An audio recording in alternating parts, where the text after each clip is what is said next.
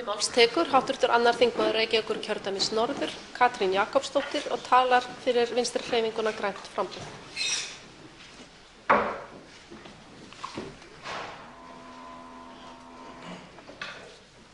Frú forseti, góðir Íslendingar. Hæstv. forsætisráðherra ræddi hér í ræðu sinni fyrst og fremst gott efnahagsástand og margt eru hagvísarnir góðir.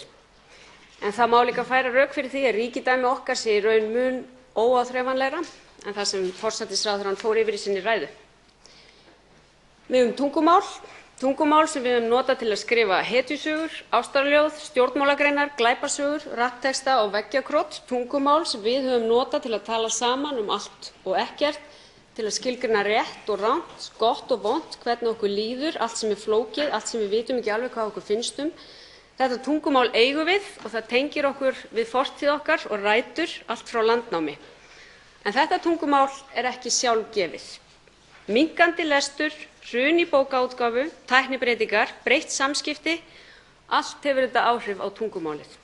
Og það ætti að vera forgangsverkefni okkar hér í þessum sal að ná saman hvað þarf til að vernda tunguna í gerbreyttum heimi, þar sem nýjar kynslóðir nýta önnur tungumál æ meir til að tala saman sín hugðarefni og glata leið þessum mikilvægu rótum. Við eigum líka einstaka náttúru sem hefur verið okkur gjöful með auðlindum sínum, náttúru sem hefur gildi í sjálfri sér og okkur ber að vernda. Ákvarðanir manna hafa nú þegar haft gríðarleg áhrif á íslenska náttúru. Einstöku landslagi hefur verið fórnað í ýmsum framkvæmdum sem var ætlað að efla íslenskt atvinnulíf. Kannski kominn tími til að draga línu í sandinn til varnar þeirri ósnortnu náttúru sem við eigum. Kæru landsmenn, við höfnina í Gleðivík í Djúpavogi má finna magnað útilistaverk Sigurðar Guðmundssonar þar sem sjá má allmörg granítegg mótuð eftir eggjum þeirra fugla sem verpa í Djúpavogshreppi. Á þessum stað, eins og svo víða annars staðar á Íslandi, mætast maður og náttúra með einstökum hætti. Þennan stað og marga aðra heimsótti ég í sumar, dáðist að birtunni, náttúrunni en leið þessu magnaða listaverki. Maður og náttúra geta lifað í sátt, átt samleið þar sem mannsandi og náttúra tala saman. Okkur Íslendingum hefur miðað fram á við í þessu samtali en við eigum enn langan veg framundan. Við stöndum frammi fyrir gríðarstórum spurningum. Getum við náð saman friðun miðhálendisins og breytt því í þjóðgarð?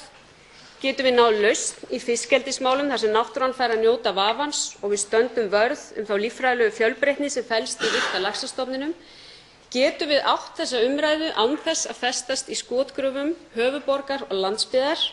Getum við sem búum í þéttbýlinu sýnt þeim skilning sem hafa árabil staðið í ströngu að berjast við að halda uppi byggð þó að ýmsar ákvarðanir, meðal annars hér á Alþingi, hafi verið þeim mótdrægar, þeim sem vildu gera út á trillu en áttu aldrei möguleika í svokallaðri frjálsri samkeppni við þá sem fengu kvótann? Getum við átt þetta samtal en leið tekið ákvarðanir þar sem við ákveðum að vernda náttúru þessa lands sem einn dýrmætasti fjársjóður sem okkur hefur verið trúað fyrir? Tungan og náttúran eru ríkidæmi sem skiptir máli hvernig við höldum á. Og samfélag okkar annað dýrmæti. Því þar eigum við saman almannagæði og þar eigum við líka sameiginlega hugmynd það sem gerir okkur að samfélagi. En hvað að verða þá hugmynd sem við viljum byggja samfélag á? Samfélag sáttmáli sem á að grundvalla á réttlæti og meðal annars þess vegna kallað eftir stjórnarskrárbreytingum sem forseti Íslands ræddi hér í gær. Og okkur ber skylda til að vinna að slíkum breytingum þó að á ýmsu hafi gengið í þeirri vinnu á undanförnum árum. Kæru landsmenn, ranglæti hvar sem það finnst í samfélaginu ógn við réttlætið. Þess vegna megum við aldrei slaka á í baráttu okkar fyrir réttlátu samfélagi. Að bíða með réttlætið jafngildir því að neita fólki réttlætið, eins og Martin Luther King orðaði það í frægu bréfi. Stjórnmálamenn mega aldrei vísa í ríkjandi kerfi til að rökstyðja bið eftir réttlæti. Stjórnmálamenn þurfa að vera reiðubúnir að beita sér stöðugt fyrir réttlætinu og breyta kerfinu ef það þarf til. Annars hættan sú að traust fólks á hinu lýðræðislega samfélagi dvíni og þá ábyrgð þurfum við öll að axla. Stjórnvöld eiga ekki að biðja fátækt fólk á Íslandi að bíða eftir réttlæti. En núverandi áætlanir þeirrar ríkisstjórnar sem nú situr gera ráð fyrir því að öryrkjar og aldraðir eigi að halda áfram að hokra og búa við skammarleg kjör. Það á að bjóða atvinnulausu fólki með fullan bótarétt upp á 217.000 kr. á mánuði. Lægstu laun á Íslandi standa enn í 280.000 kr. Þau duga ekki til framfærslu og fólk á lægstu launum er beðið að vera þakklátt fyrir 20.000 kr. því að hlutfallslega sé það nú ekki lítið. Því miður þarf að bíða aðeins með réttlætið fyrir þig, er viðkvæðið, en allt stendur þetta til bóta. En þegar þetta fátæka fólk er beðið að bíða eftir réttlætinu er verið að neita því réttlæti. Og sama má segja fólk á flótta sem hingað leitar. Talsvert fleiri börnum er vísað frá Íslandi en fá hér hæli. Börnum sem hafa alveg örugglega haft mjög lítið val sín örlög. Og þau eru send héðan til landa sem tölvan segir að séu örugg eða hafa meiri reynslu í því að taka á móti fólki á flótta. Gildir þá einu hvað börnin sjálf hafa að segja. Stjórnmálamenn vísa í úrelta Dyflinnarreglugerð og segir réttlætið verður því miður að bíða að þessu sinni. Tölvan segir nei. En getum við sagt að samfélag þar sem 36 börnum hefur vísað úr landi, talsvert fleirum en fá dvalarleyfi sé réttlátt? Þetta snýst ekki einstaka stjórnmálamenn og ég er ekki að segja að kerfi séu slæm, því það eru þau ekki. En frumskylda stjórnmálamanna er við fólk og leikreglurnar eiga að þjóna fólkinu, tryggja réttlæti og mannúð fyrir alla. Getum við sagt að samfélag þar sem hópum fólks er haldið í fátæktargildru sé réttlátt, fólk sem hefur til að mynda aldrei valið sér þau örlög að verða óvinnufært. Kæru landsmenn, ég hef áhyggjur af því að þrátt fyrir efnahagslegan uppgang vanti upp á þennan sameiginlega skilning á því hvað felst í samfélagi. Ég hef áhyggjur af því að of margir séu bænir að bíða eftir réttlæti. Og af því að spurt er hvað valdi því að fólk geti ekki komið sér saman einfalda hluti eins og forgangsröðun, er rétt að svara þeirri spurningu fyrir mitt leyti. Hér á Íslandi þarf stjórnvöld sem treysta sér til þess að útrýma fátækt. Það hefur ekki verið eining hér á Alþingi þó að sumir stjórnmálamenn tali eins og hér séu allir sammála tekjujöfnunarhlutverk skattkerfisins. En við höfum ekki verið sammála að það sé hlutverk skattkerfisins að tryggja jöfnuð. Hér þarf stjórnvöld sem eru reiðubúin að horfast í augu við og bregðast við því að ríkustu 10% eiga 3/4 alls auðs í landinu. Launajöfnuðurinn sem hæstv. Forsætisráðherra nefndi hér áðan er nefnilega aðeins annar hluti myndarinnar hið jafna samfélag. Og eignaskiptingin segir talsvert aðra sögu. Og vaxandi misskipting auðsins, hún sprettur beinlínis af pólitískum ákvörðunum sem hingað til hafa verið þær að ekki megi skattleggja auðinn, ekki megi skattleggja fjármagnseigendur eins og venjulegt launafólk, ekki megi setja sérstakt hátekjuþrep á verulega háar tekjur eins og þær til að mynda sem skila sér í kaupaukagreiðslum sem margir þingmenn flytja gjarnan vandlandingar ræður en heykjast svo á að taka á í gegnum skattkerfið. Og sama má segja þær pólitísku ákvarðanir sem hafa verið teknar bótakerfin, vaxtabætur og barnabætur sem nýtast æ færri. Á bak við það eru líka pólitískar ákvarðanir sem hafa ekki miðað að því að auka jöfnuð og draga úr misskiptingu heldur þvert á móti. Hér þarf stjórnvöld sem eru reiðubúin að taka pólitískar ákvarðanir til að útrýma fátækt og draga leið úr misskiptingu. Hér þarf stjórnvöld sem vilja byggja upp menntakerfið.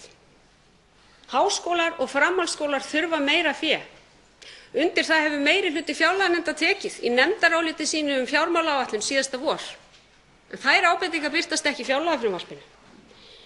Og því er haldið fram að það eigi að auka hér fé á hvern nemanda, ekki með því að auka fé heldur með því að fækka nemendum, eins og of mikil langskólamenntun sé sérstakt vandamál á Íslandi.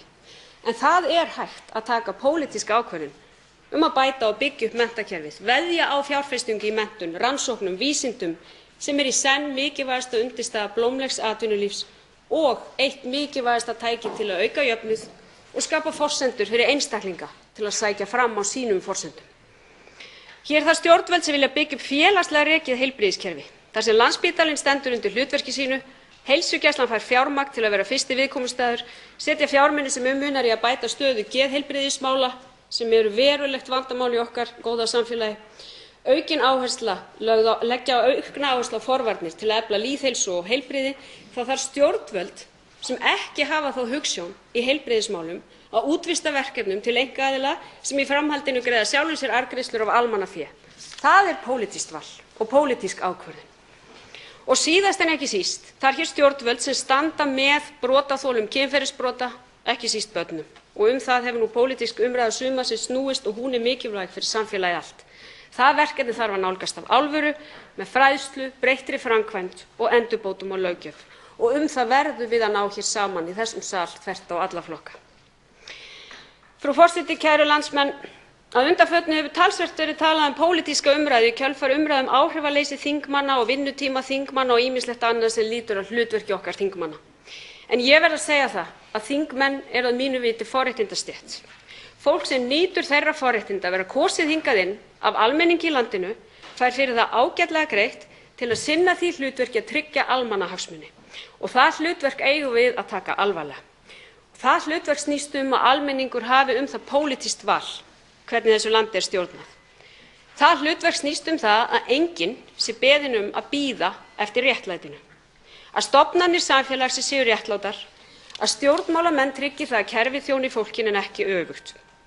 Okkar aðalhlutverk að vernda það raunverulega ríkidæmi sem fólki í þessu landi á. Þær eignir sem mestu máli skipta, sumar áþreifanlegar, aðrar óáþreifanlegar.